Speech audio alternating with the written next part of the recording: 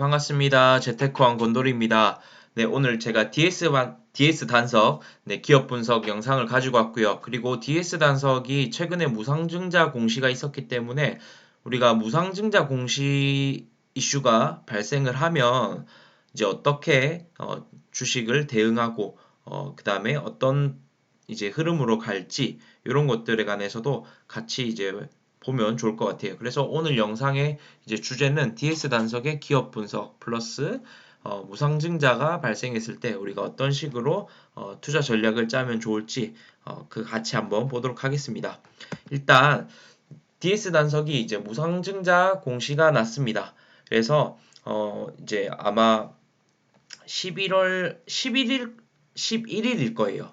네, 11월 11일에 무상증자 공시가 이제 났고요. 그래서 이게 장중에 났습니다. 장중에 나서 그 이제 거래가 잠깐 정지되었거든요. 그러면 이제 그 무상증자 이제 공시를 안에 딱 디테일하게 들어가서 보면 이게 생각보다 이제 무증 공시가 이제 딱 발생했을 때 어떤 부분을 봐야 될지 잘 몰라 하시더라고요. 그래서 제가 딱 필요한 부분만 말씀드릴게요.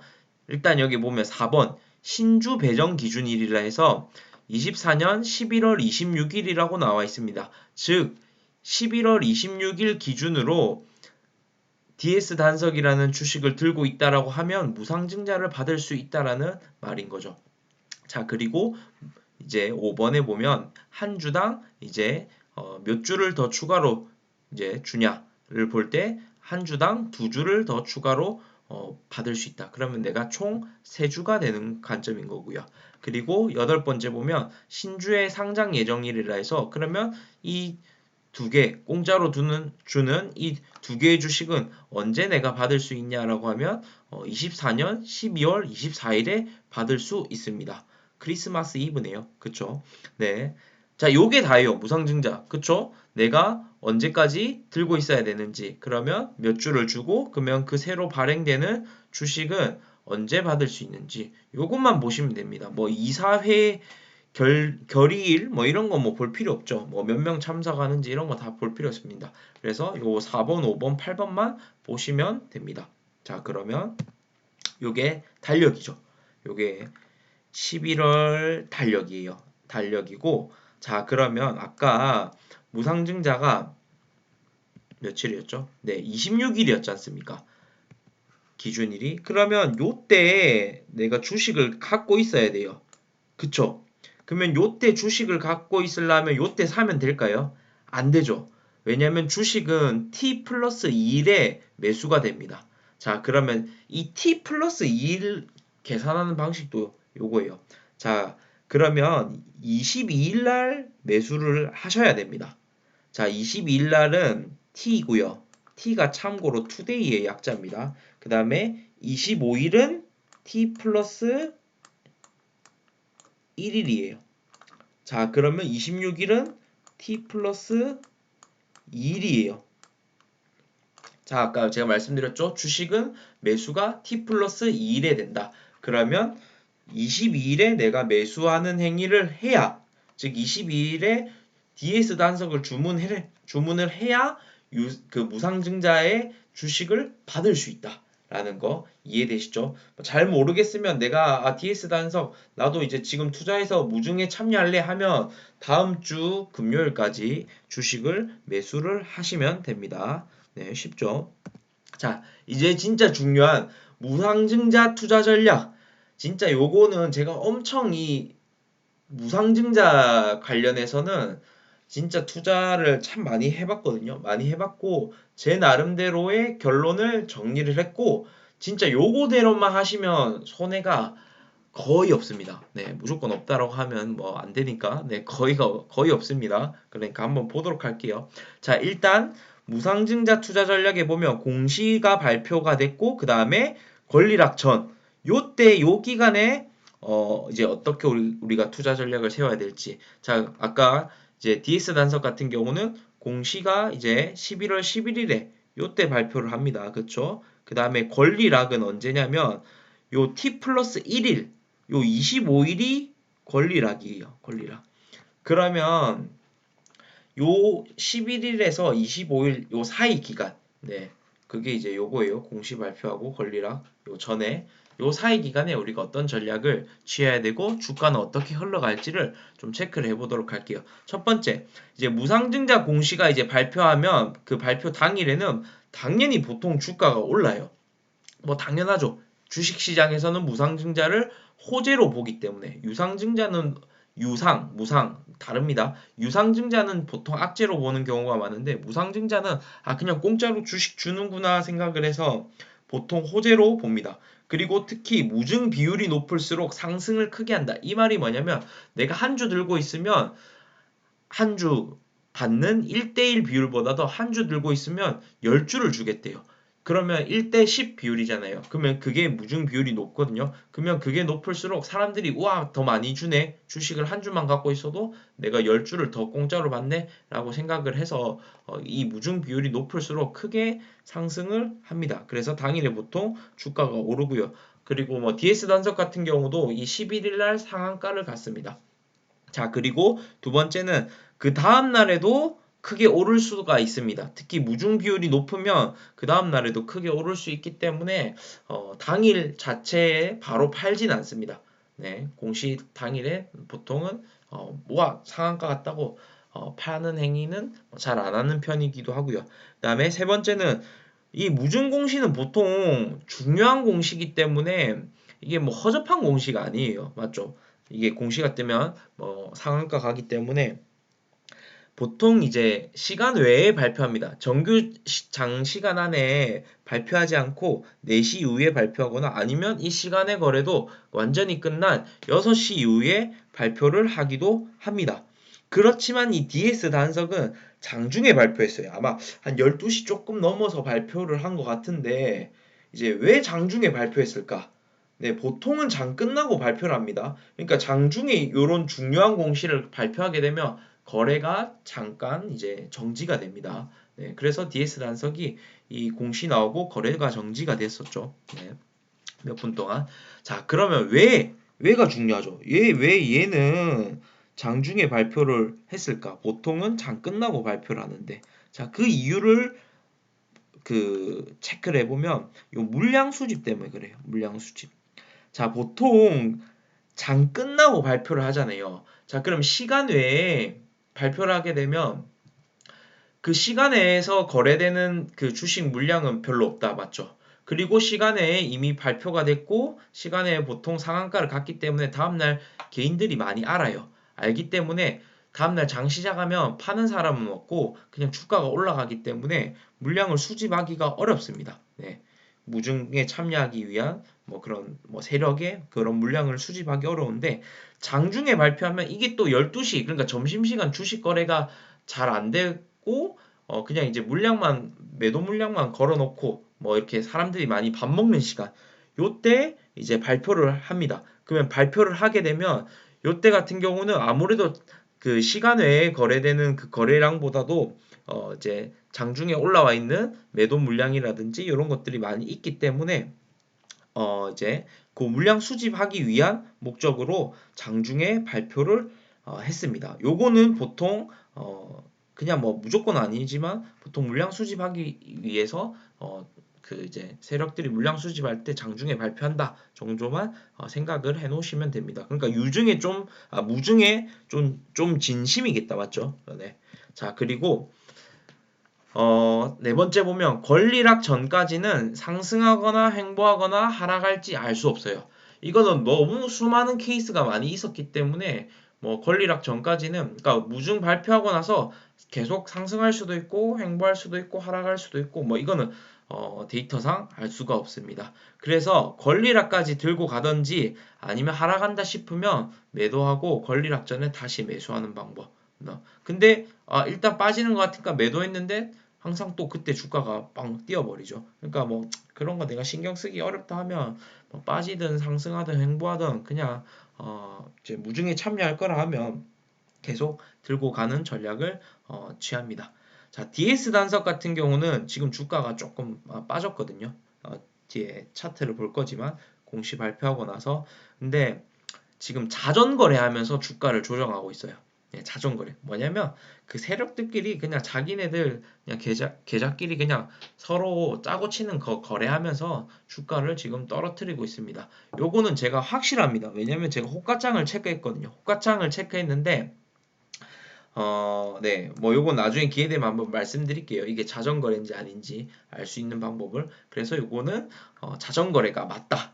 네, 그래서 일부러 가격을 조정하는 행위를 하더라. 저한테 딱 걸렸죠. 네, 그래서 지금 빠지고 있습니다.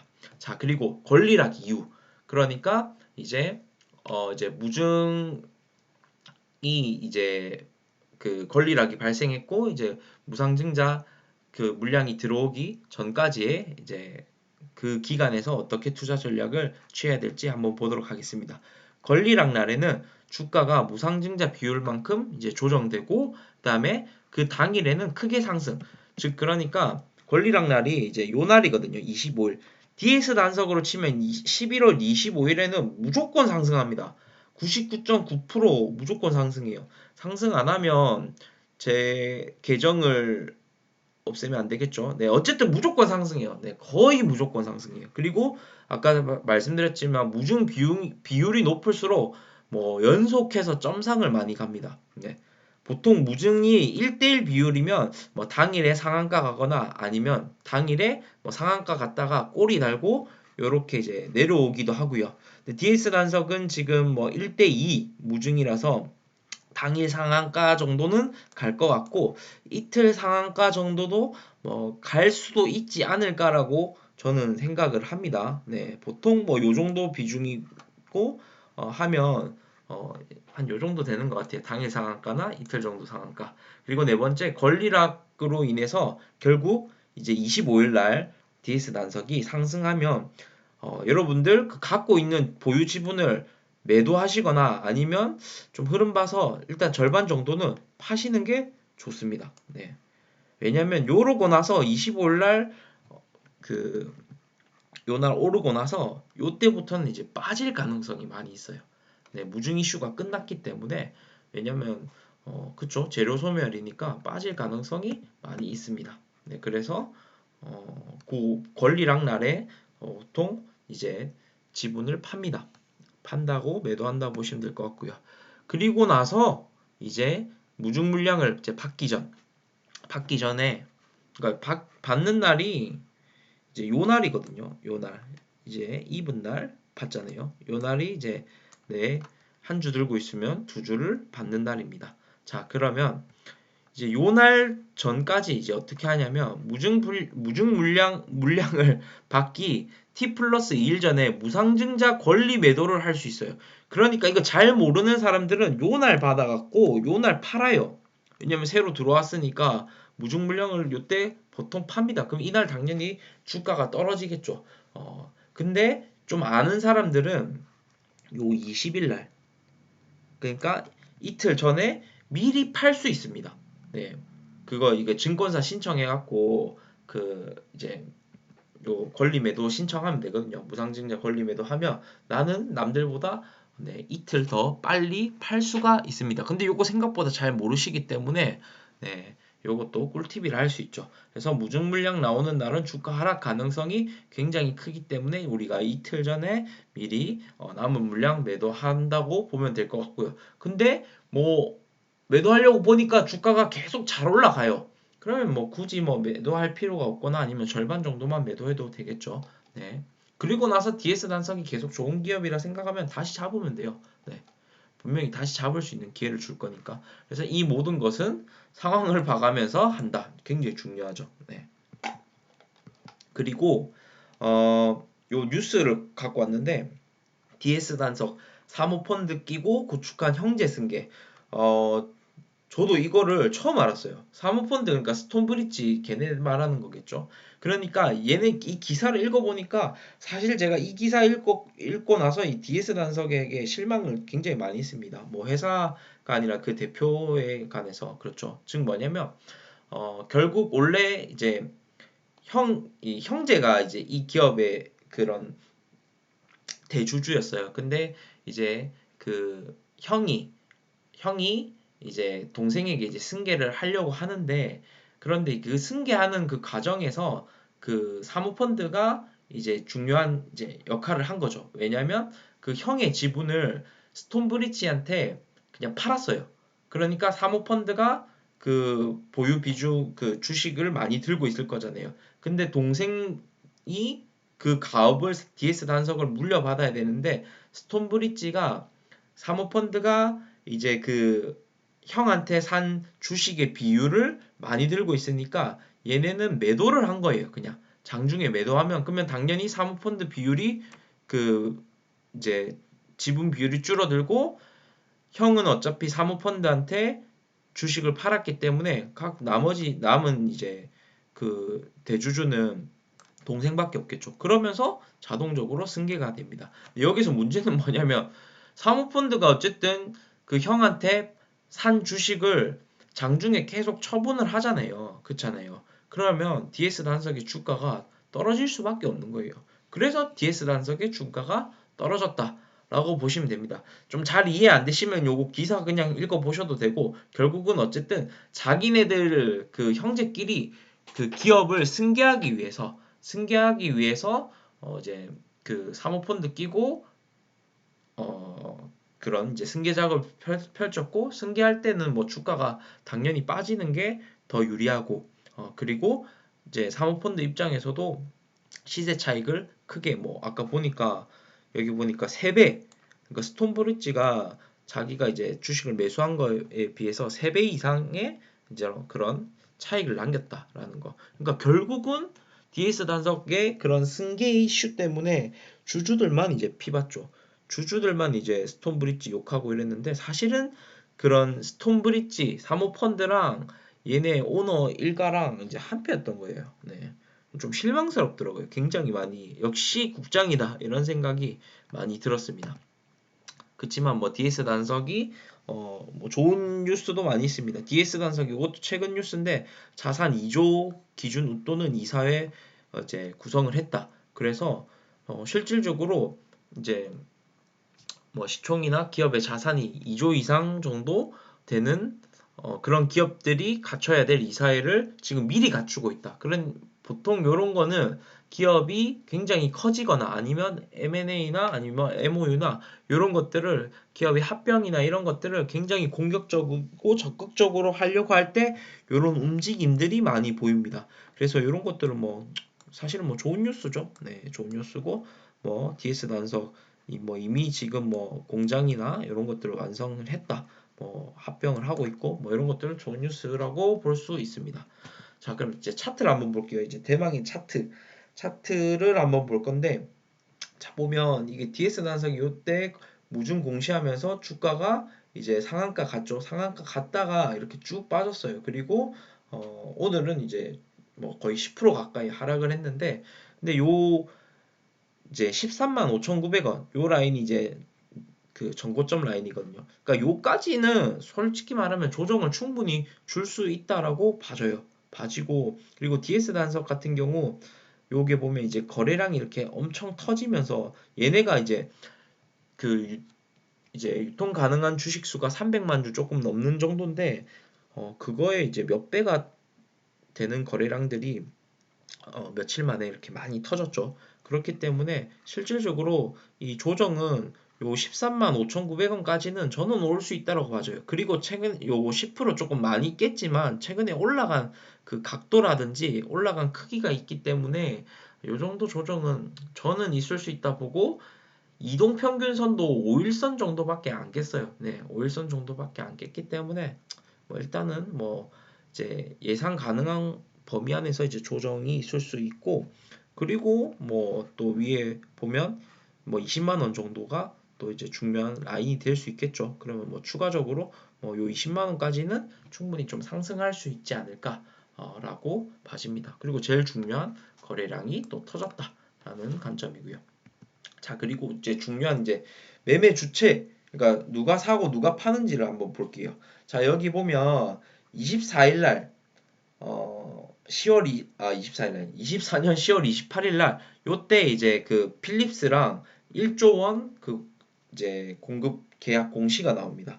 공시가 나와서 주가가 이제 상승하기 이제 시작한 날이고요. 그리고 여기 보면 원래 그 아까 말씀드린 그 이제 대주주 중에 하나였던 사모펀드 스톤브리지가 물량을 얘네가 이제 다 엑시트합니다. 다 팝니다. 그래서 여기 기타의 요 물량들이 다 잡히거든요.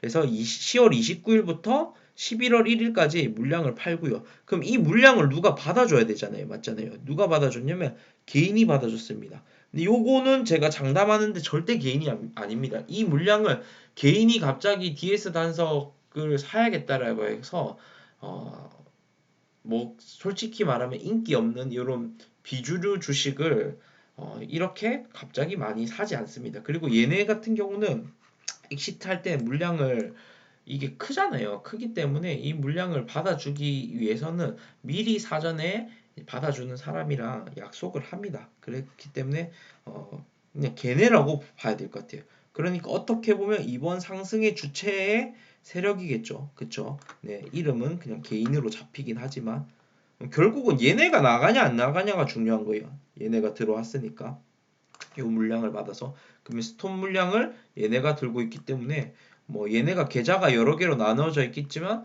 어쨌든 다 한 통속이니까 뭐 얘네가 이제 그런 지분이 많겠죠. 자, 그리고 나서는 뭐 이렇게 나간 흔적들이 별로 없어요. 맞잖아요. 개인이 뭐 많이 판 것도 아니고 그다음에 뭐 외국인 뭐 개인 뭐 외국인 개인 뭐 이렇게 해갖고 샀다 팔았다 하는데 이거 다 여러분들 자전거래. 그러니까 영화 작전이나 이런 데 보면 서로 짜고 이렇게 뭐 그런 거 하잖아요.